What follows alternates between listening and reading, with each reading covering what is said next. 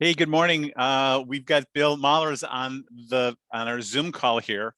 And Brooke. And Brooke and Bill. It's great to have you here. Again, I was just saying a few minutes ago how excited I was and thankful I am to Brooke and Bill and to Jack and Hannah Rosenberg for creating the Bitcoin and open blockchain meetup group in Chicago back in 2016. I attended my first Bitcoin meeting back then when I was learning about it, and I'm very grateful that Brooke acted like the Boy Scout mom, like the troop mom, where she just made everybody feel welcome and inviting, and it was a great perspective and a great place to be. So, Bill, I just wanted to touch base with you because there's been a lot of frustration on Twitter with the news of the Bitcoin ETF, saying that there's a lot of hate on the fact that it's a Bitcoin futures contract. It's a derivatives. We're making all the arbitrageurs and hedge fund managers, regulators all rich.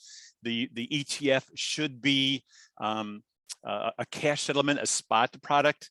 And you had made a reply on Twitter to Raoul Pal from Real Vision, and I quote, "Pundits do not like future ETF yet. BTC is up approximately 7% since the ETF news. Market action versus pundit predictions. Those disagreements usually resolve in favor of the market. I'll be glad to explain further on any upcoming podcast, spaces, etc." So I wanted to reach out to you because you and I both have a history from the exchanges, from the Board of Trade, from the Chicago Board Options Exchange. And I wanted to just, thought it would be kind of fun to get two OG trader perspectives on Bitcoin futures and where the space is, because I think for me and you, at least it was for me, being in the trading pits, being on the floor and seeing how settlement and trades and clearing all happened. When I learned how Bitcoin worked, and it was like settlement and trade and value all in a simultaneously beautifully constructed thing, I immediately figured out like how awesome this is. So, Bill, just take a few minutes if you could to, give me a little background, some historical background, and both you and Brooke on where you're at, how you got started, and let's just take a few minutes with that. Oh, well, I mean, I started the same way everybody started. I was a runner back in the electronic order entry days. There are a lot of entry-level salaries, phone clerks, runners, trade checkers, overnight desk. You pretty much have to sit a couple of guys there just for barely a few orders, right? I started as a runner in the grain room in 1977. And my first real job, where I wasn't, just a messenger boy, was an arbitrage clerk in the foreign currencies at CME. This was pre-Euro, so I was arbitraging between Deutschmark, Swiss franc.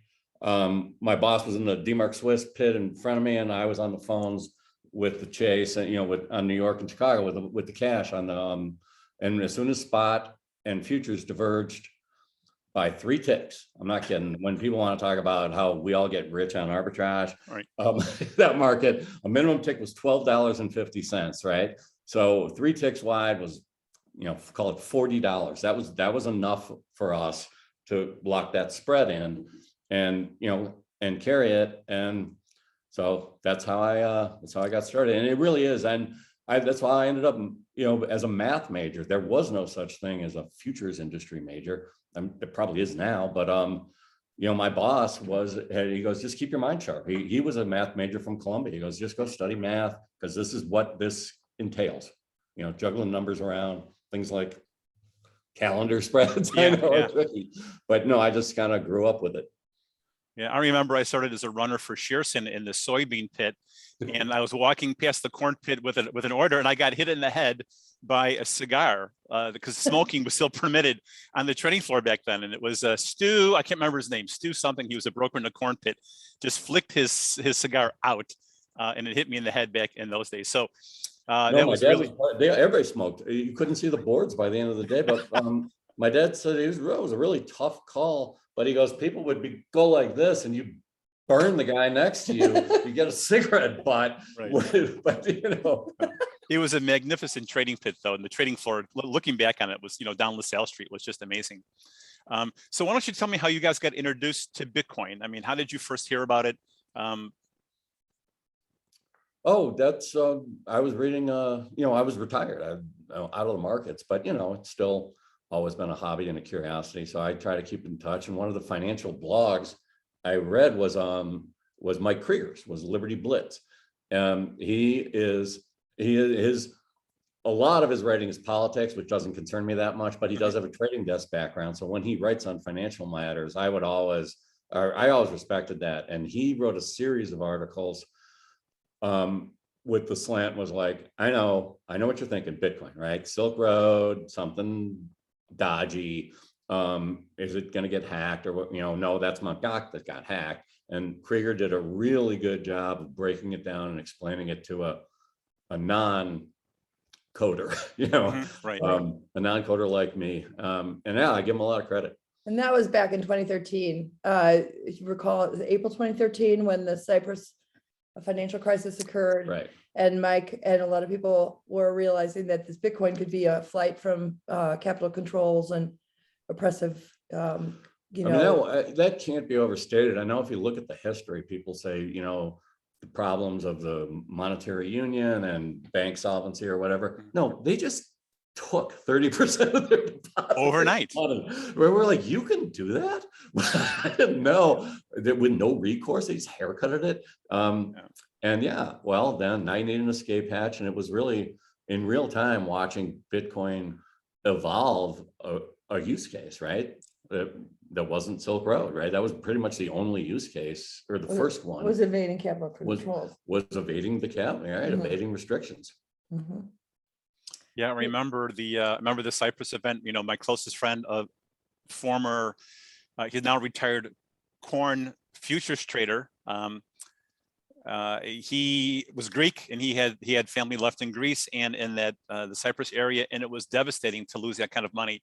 I mean, he had some family members literally dumpster diving for food because they had nothing. I mean, ATM withdrawals were like $10 a month or 50 euros a month or something ridiculously low where you couldn't survive on. So yeah, the disruption to people's lives when the hierarchical company comes in or the government comes in and takes it is it's a terrible thing. So why don't we just talk really, let's hop over to the Bitcoin ETF then. So I made some notes to myself because I always have to stop and think about the difference between backwardation and contango, which is some of the frustration, I think, by some of the people on Twitter. But, what do you think affects the time structure, right? The term structure in Bitcoin where, or in any agricultural options, whether it's corn, soybeans, metals, like 1 month may be trading higher or lower than the front month contract. So contango is bad because if every single month in the future is higher in price, there's this negative rolling yield as ETFs begin to roll from September futures to November or December futures and on and on. And it's good when it's lower, right? When it looks like a down escalator, because in every month as you're reestablishing the ETF, the positions of the futures that are based on the ETF, you get things a little bit cheaper, you get like a discount. But like, what do you think as an OG trade, like what will affect, if anything, the term structure of, oh, I love it, the term structure of Bitcoin futures? Like why is everybody hating on this? I know that. Oh, come on, this is a setup. The term structure of a financial, that's a cost to carry. That reflects, it does not ever reflect a premium for a deferred contract, does not reflect strong demand at the deferred end. The calendar spreads in a financial market are at all times a cost to carry relationship, right? They can't be otherwise. If it were, if a huge amount of demand came in for, December 22 delivery of Bitcoin was trading at a 10% premium over spot Bitcoin, that's an easy matter to close that spread, right? Borrow as much money as you can, buy spot, sell deferred. As long as you can borrow it for less than 10%, that's free money. Sure. And so for that reason, it would never get to 10%. As a matter of fact, as it ever gets a few dollars outside of, I'm going to say, the prime rate, I think most people, that spread is probably very close to prime, since it's, if the creditor knows what you're doing with the loan, he knows he's got no exposure to Bitcoin, right? It's a calendar spread. His only exposure is, right, the only exposure on that spread is where Fed hikes interest rates or something that might widen, but it's not going to, you don't have any exposure to the underlying. That's a very safe spread, and that's why it will always stay very close to the cost of capital. Okay, interesting. So you don't think that maybe a Bitcoin halving event or any kind of regulatory announcement might affect that term structure? Because I looked at this, I went to the CME group last night, and that structure of a Bitcoin is pretty flat. I mean, there's no steepness in my opinion. So I don't know what everybody's all complaining about it. I didn't see it as even as a deal. Well, I mean, I can do it if you want. I mean, just take the D's 21, D's 22 spread, whatever the premium D's 22 is trading at, divide that into the nearby into D's 21, and that's going to tell you how much the capital cost for the people trading that spread, right? Okay. I mean, that's the cost. I imagine it's going to be right around 3.5%, 4%, right? Isn't that what's prime? What's prime rate? 3.25, 3.5? I don't know. That sounds about right. Yeah, so that spread is going to be a tick or two from prime.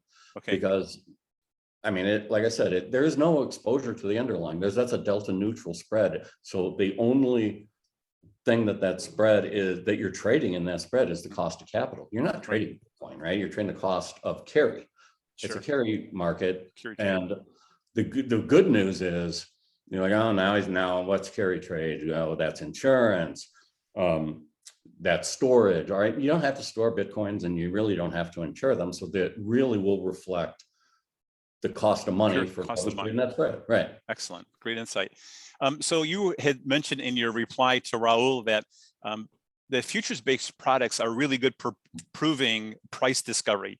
And generally, prices. You know what? Before we leave, I don't mean, can I, before we leave Gary, because I know these things are hard on people, but if what I'm saying, if Bitcoin gets more expensive the farther you go out because there's a cost to maintain, to carrying that trade, a market where like T-bonds that yields 8%, that's higher than the cost of financing. And so we would expect the carry to go the other way. We would expect the nearby to be at a premium to the deferred, and it is. So if that helps when you're trying to like do a calculator and figure out, because it is intuitively makes sense that further out months being at a premium to nearby might be a reflection that there's some demand coming next year, right?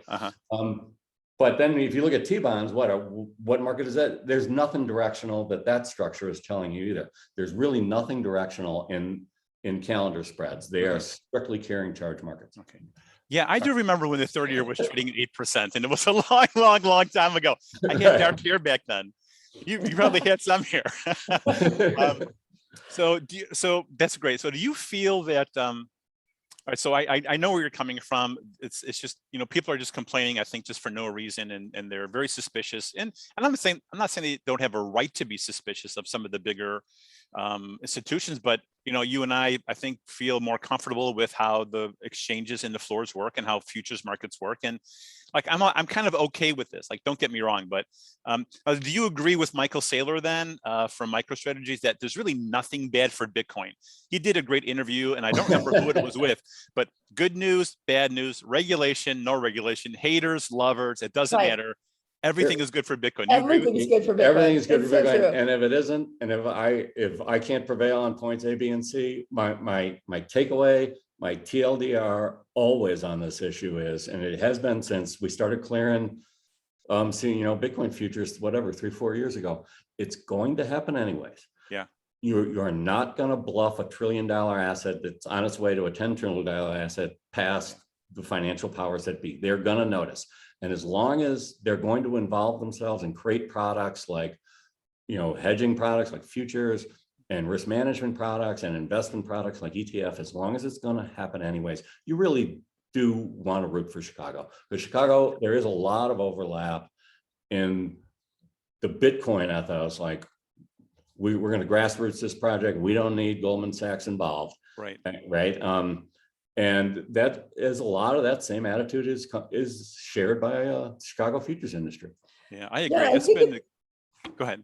Sorry, Bill, but my Bill has always been really good about explaining the sort of different ethos of Wall Street and the Chicago exchanges. And the Chicago exchanges have built up this sort of culture that is in not opposition to Wall Street, but it's like, we do it better here, and we don't no bullshit allowed kind of thing. Here comes Wall Street. I'm like, guys, Wall Street has nothing to do with the business ethic. It is in Chicago that it's kind of the opposite. If Wall Street doesn't want us to do something, that's all the incentive we need to give it a try anyway.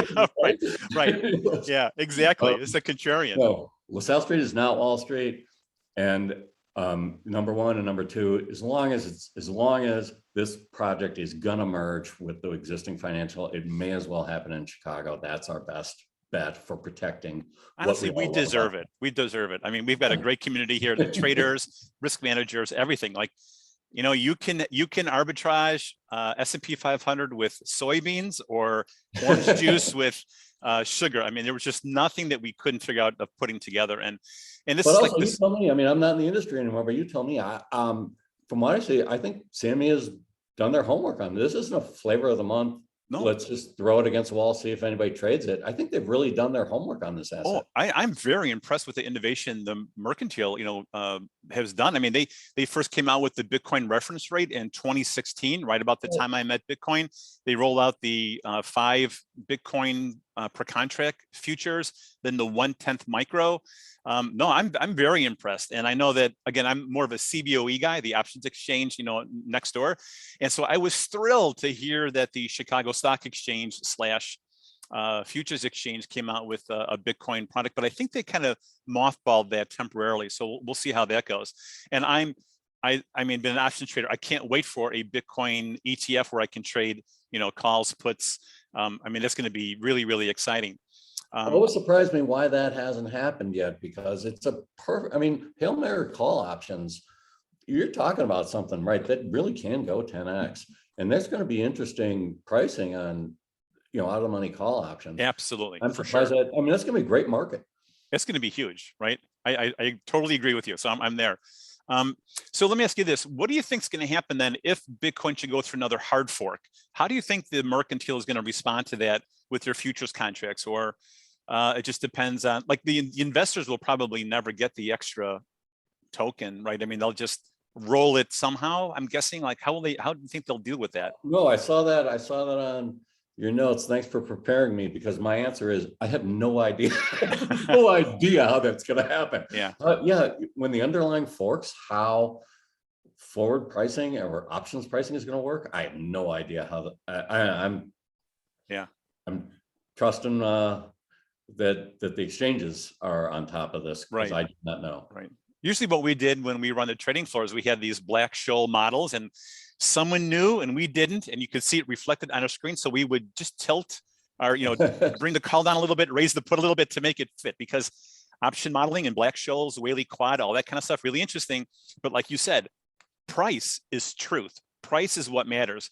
And we couldn't be so stubborn as to say, this is my model and I'm sticking Right. to it. We would always kind of tweak a little bit, and that's really important. So Bitcoin was trading $4,300 a token, during the COVID lows, which just blows me away, because the COVID thing seemed like yesterday, and here we are at 61,000. We traded like 62,500 today. So I know, and so Raul was talking about, and people are talking about the disparity in GBTC, right? The Grayscale Bitcoin Investment Trust, and how it traded at a 30% premium in the old days, and now it's trading at a discount of about 15 or 16%. So his biggest concern was that the ETF and futures like GBTC will trade at a premium in a bull market and trade at a discount in a bear market. And that doesn't really show in the history. The history shows whether we had a bull or a bear market with GBTC and Bitcoin, either it went to a 12% premium or 30% premium back to a 12% premium. And here Bitcoin rallied from 4,300 to 62,000. Yeah. And it had been, GBTC had been discount from 5% to 15, 16, 18%, and it's still trading at a discount. So I don't think the history proves what Raul is saying. And I just was wondering if you had any kind of input about, the premium or discount changes either in spot versus futures, or Bitcoin versus GBTC, or the new Bitcoin ETF. Like, any thoughts there? Is it going to be a death to investors, the retail investor? No, I mean, spot futures, like I said, that's a carry trade. I'm strong on that. That is not going to deviate outside of the cost of capital, people trading that spread. The premium or discount of GBTC, I have no idea. I mean, 30%, and it's going to convert. I mean, it's convertible to actual Bitcoin anyways, isn't it? I don't know who's asleep at the wheel on that. Or what, or that would indicate to me that there's something like we don't know. And I don't want, but like you could see, why is Mt. Gox Bitcoin's at $100 higher than the rest of the world? Well, because it's easier to withdraw and they're having banking problems. Well, there's something up, right? Yeah. When you see free money disparities, like 30% premiums on Or discounts on arbitrageable, on interchangeable products, I do not know. Yeah. I don't know that one. Yeah, I would say that I also don't know, but I believe that, the Grayscale Investment Trust is kind of structured like a closed-end fund. So whether it's, fixed income closed-end funds or emerging market closed-end funds, it kind of does depend on that emotional perspective of investors. Sometimes they'll bid these things way over net asset value, and then sometimes they want to sell them. So I like the GBTC products because it's the only way as a Series 65 investment advisor, I can really do that for my clients. I can do that in their IRAs and 401ks, and I can advise them on their cash holdings, right? On how to get a wallet and how to secure their seed phrase and things like that. But so there still is very few products for investment advisors to use. So I am kind of looking forward to the Bitcoin ETF because it will track the spot more than, say, the Grayscale products that I still love. So don't get me wrong. Yeah. So this is something interesting. I did a quick study last night, and I have it here on my Excel spreadsheet that I went to the Mercantile Group. Their open interest for their Bitcoin futures is 11,000 contracts, which represents 55,400 Bitcoin, which represents 3.5 trillion of notional value. That blew me away. And what also blew me away is that the E-mini futures contract on the S&P 500 in March has 26,000 open interest versus Bitcoin's 11,000. Like, yes, the front month December has like 2.5 million open interest, but March S&P 500 E-minis only has double the open interest is Bitcoin, which I'm like, what?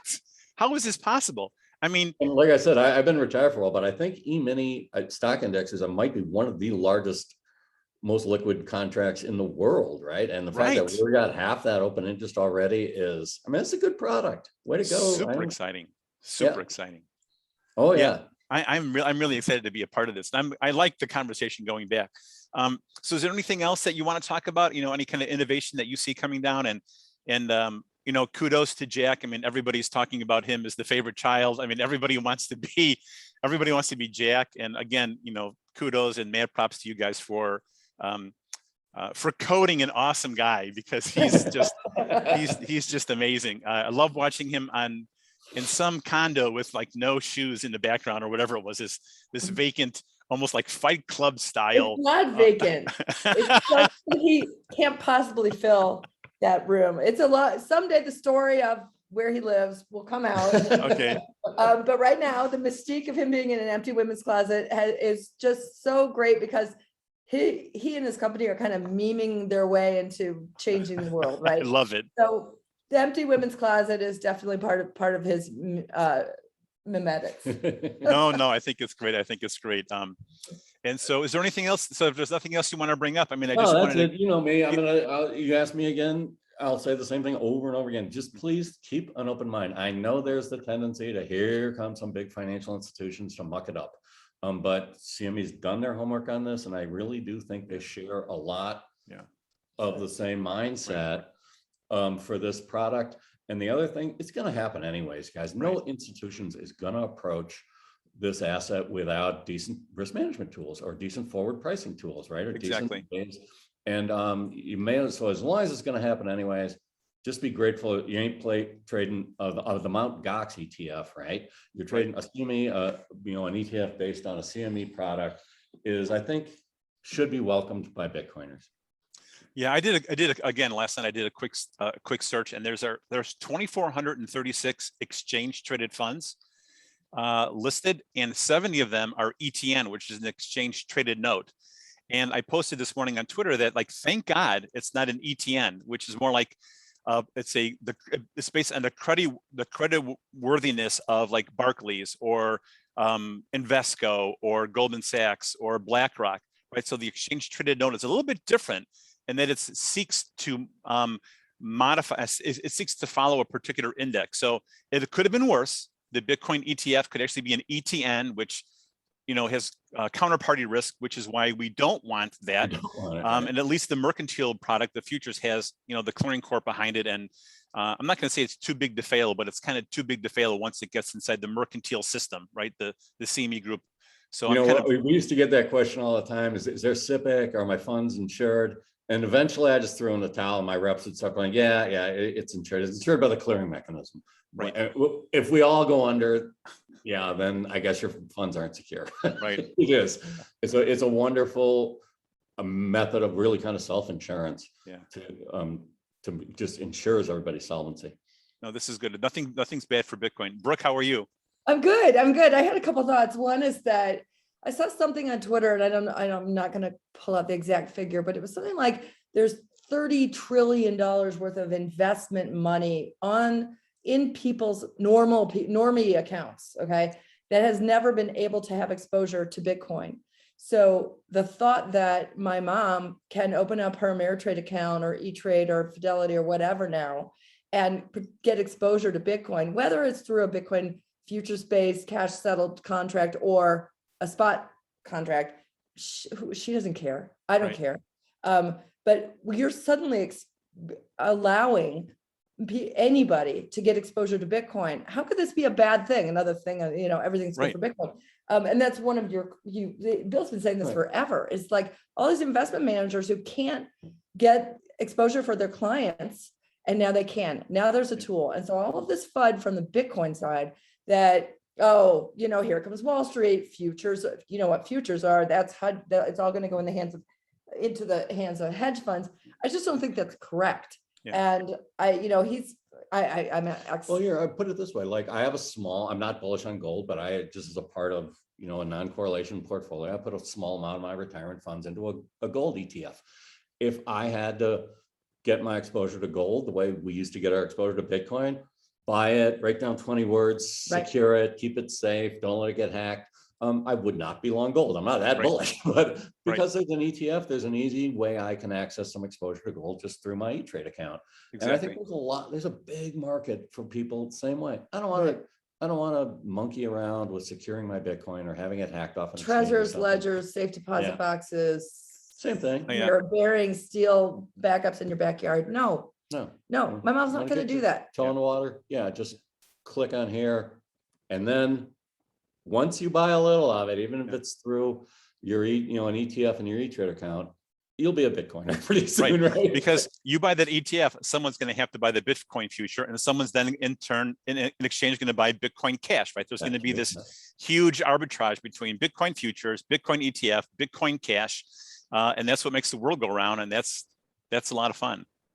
Yeah, my dad is 88, and he owns GBTC in his account. And my mom was like, "Oh no, it's a Ponzi scheme. It's a Ponzi scheme." And so it took me years to get my dad to buy 100 shares, right, of GBTC. But he owns a little bit, and for him, it was the philosophical abyss that he had to cross, saying that, I'm going to trust my son and not my wife, right, in this one $2,000 investment. So for me, it was a huge win, although it didn't represent a big dollar value. Well, man, listen. Huge win. So thank you so much for your time. It's so great seeing you again. I really miss you guys, and I hope I can impose on you again. If something else happens that we can hit you up for a quick video call and get your perspective. I really appreciate that. Absolutely, it's great to see you, Bill. We do miss our Chicago days. Oh no, this is the fun part, isn't it? This is just to watch this market evolve and to see the CME products come out, and I think they've done a great job so far. It's a fun to have a front row seat for this. Mm-hmm. I only have one regret, and that is I wish I was 20 years younger, because I used to quote options on, as an upstairs market maker. I want to be the first one to quote. Right. I want to hit that send button on Bitcoin ETF options, like the first one. I want to have that in my. I have no idea what the SKU is going to look like. I have no idea how to price it. I do not want to be on the front line. I have an idea. I think it's going to look a little bit like a commodity, like gold SKU, where it kind of goes from the lower left to the upper right, because we're more afraid of the upside than the downside. And And That's what I think. And But I it think is an asset market, so, and Yeah. it does crash occasionally. So I do not know what that's going to look like. Yeah, I'm going to take my risk and say I would rather err to the side of selling my downside puts too cheap in Bitcoin than my upside calls too cheap in Bitcoin. So I'm going to skew my market that way. And not that it's not going to be double wide. It'll be double wide, but That's it'll what be I worth think it. I think people don't understand, which I always say, you get the price of anything high enough, we'll find more of it. You get the Yeah. price of wheat high enough, I'll grow it in my backyard. You cannot find more Bitcoin. And No. so how that price is Yeah. on out of the money upside calls, I'm waiting to see how much. Yeah. Absolutely. There's really no such thing as supply demand economics with Bitcoin. I mean, it's There's all demand economics. it's all demand. That's it. Supply. Everybody knows what supply is. Yeah, we've got that's gone. Like just it's Yeah. so not even in the 37 minutes. calculation anymore. So cool. All right, guys, listen, thank you so much for your time. I look forward to our next interview. Peace, Thanks. and we'll see you around. Okay, thanks, Bill. Take care. Bye-bye. Thanks, Bill.